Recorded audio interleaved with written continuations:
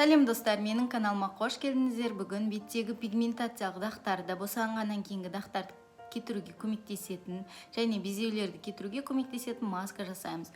Ол үшін бізге киви қажет болады.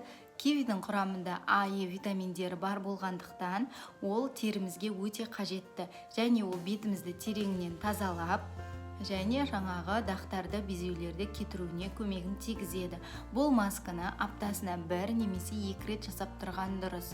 Және бетіңіз әдемі болу үшін, күтім көрген бетке ұқсау үшін міндетті түрде әрдайым аптасына 1-2 рет бетіңізге күтім жасап тұрыңыз. Осылай табиғи маскаларды қолданып тұрыңыз.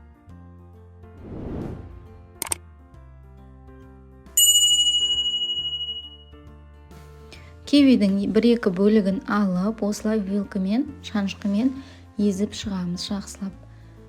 Дұрыстап езілгенше еземіз. Негізі кивиді 5 жастан үлкен балалардан бастап беруге болады. Сосын 2 кусок банан қосамыз, оны да жақсылап екеуін еземіз. Осындай ботқа тәріздес пайда болу керек. Міне осындай қоспа пайда болу керек. Жақсылап араластырамыз. Және бетімізге біркелкі етіп жағамыз. Асықпай жақсылап жағыңыз. 5 минуттан кетуі мүмкін жағуға.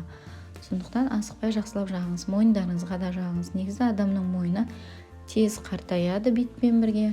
Салбырап кетпеу үшін бетке маска жасағанда міндетті түрде мойынға да жасау керек. Маңдайларыңызға жағыңыз және жағып болғаннан соң 20 минут бетте ұстаймыз. Сосын жылы сумен жуып тастауға болады. Міне қыздар, мен бетімде масканы 20 минут ұстадым, бетімді жуып келдім.